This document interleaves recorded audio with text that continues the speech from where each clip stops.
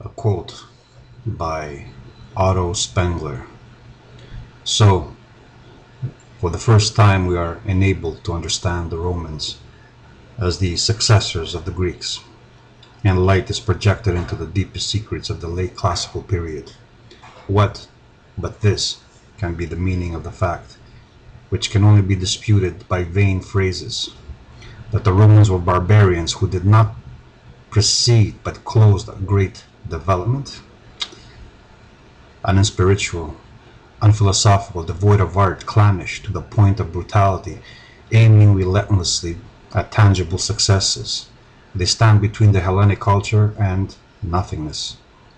An imagination directed purely to practical objects was something which is not found at all in Athens.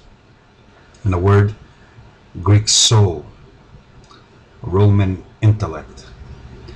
And this antithesis is the differentia between culture and civilization. Nor is it only to the classical that it applies. Again and again there appears this type of strong-minded, completely non-metaphysical man. In the hands of this type lies the intellectual and the material destiny of each and every, quote, late, unquote, period. Pure civilization, as a historical process, consists in the progressive exhaustion of forms that have become inorganic or dead. End quote. And in fact, if we're to take the Romans as the exhaustion of the Hellenic spirit, its final stages, then what else could the American civilization be but the exhaustion of the Judeo-Christian spirit? This is the antithesis between the Athens, Rome, and Jerusalem, Washington, D.C. continuums. With the dominance of what is called the American system, we see a spreading of this Americanization, which is referred to as globalization across the globe. And in fact, it is a all-leveling force that destroys everything in its path. Or rather, it doesn't do it by force, it seduces by feeding the most base, the most primal parts of the human mind. And in fact, it is a war against culture, as the American system is a system based on a culture of no culture. It is a culture of nihilism. The melting pot is a brew that disintegrates all distinction and makes it all a paste within which you can distinguish nothing of value. It becomes a whole, a bland, tasteless, uniform whole. This is what another thinker said about the subject. This is from Evola Julius. America has created a civilization that represents an exact contradiction of the ancient European tradition. It has introduced the religion of praxis and productivity. It has put the quest for profit, great industrial production, and mechanical, visible, and quantitative achievements over any other interest. It has generated a soulless greatness of a purely technological and a collective nature, lacking any background or of transcendence, inner light, and true spirituality. America has built a society where man becomes a mere instrument of production and material productivity within conformist social conglomerates. Unquote. One more quote by Evola on the subject. The United States represents the reductio ad absurdum of the negative and the most senile aspects of Western civilization.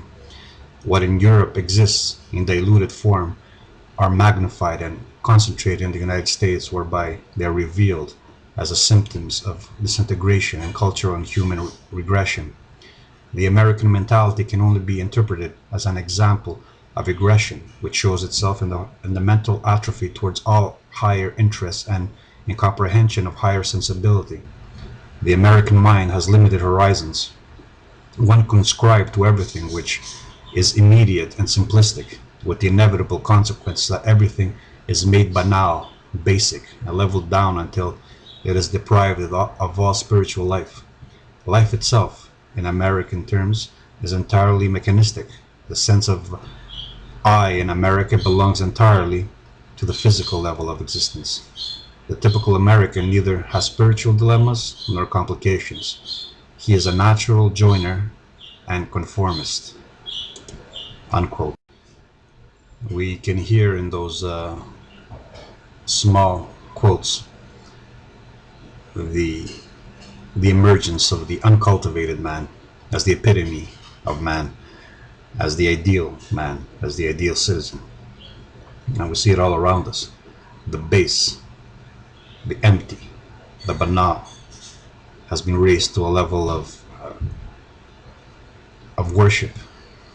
And yet, this modern man is still plagued by a sense of emptiness, of meaninglessness.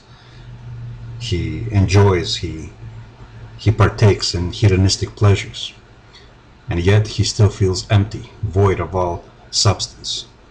He looks for identity in things. He grasps onto wealth and privilege and fame, and still he finds nothing. Why? Because he's been detached from his past. Not only his cultural past, but more evidently his natural past, his genetic past. He's been cleansed, so to speak, of his entire history and given a replacement, bland replacement of it. So he feels lost. He feels without identification. He looks for himself in others. He looks for himself in things, in status, and being seen, being recognized. And even if he attains these things, he still feels unfulfilled, empty, lost. So our current system, which we call modern, of course, modern can apply to anything that is current. Every age was modern for its time, but this one has particular ideals ascribed to it. Its basic ideal, rooted in Judeo-Christianity, is a nihilistic one, a contrary to nature mentality. Although nature is worshipped from afar, enjoyed, it is only enjoyed behind fences, behind walls, behind glass, in parks where everything is cleansed and made pristine. It is a selective appreciation of nature. When even the produce he enjoys from nature is cleansed, has no worms in it, has no indication that it comes from a natural setting. It looks artificial, plastic, shiny, perfect. So what we call modernity today is anti-nature. It's the annulment of nature. It's the representation of nature as a utopia, a paradise, without violence, without blood, without gore, without injustice, without anyone getting hurt, and most importantly, without discrimination, without distinction, a uniforming ideology, process. And this is why the family is so threatening to it, because the family was always a carrier of culture. The father passed on to his offspring through the wife, not only his genes, but his ideologies, his principles, his values. And this war on the family is essentially a war against the masculine spirit.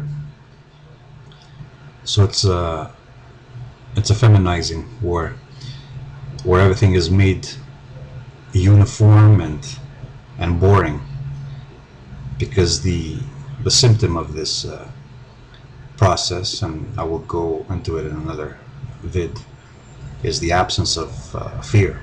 And once you erase fear, as Schopenhauer said, where life is the in between fear, the anxiety towards the other, and boredom. So this culture creates a lot of boredom, a lot of dullness, a lot of stupidity. That's why a lot of people try to escape, try to find avenues of escape, either by exaggerating things in pornography, through movies, through films, through accentuating parts of their bodies. Everything must become bigger, more pronounced, so as to compensate for the loss of substance. So where the hyperbole becomes the standard, the more fantastic something is, the more one brags. Numbers matter, of course. The more one has, the more he thinks he is something, because in his heart of hearts, he feels like nothing. He feels totally void of all substance. And we see this also in masculinity, where hyper-masculine exhibitions become the norm of the day. Not only in the exaggerated muscles, but penis size, wealth, systemic symbols of masculine prowess, sports cars, uh, venting through sporting events, and so on and so forth. All are symptoms of a decay, of a decline, of a boredom, of a dullness, symptoms of modernity.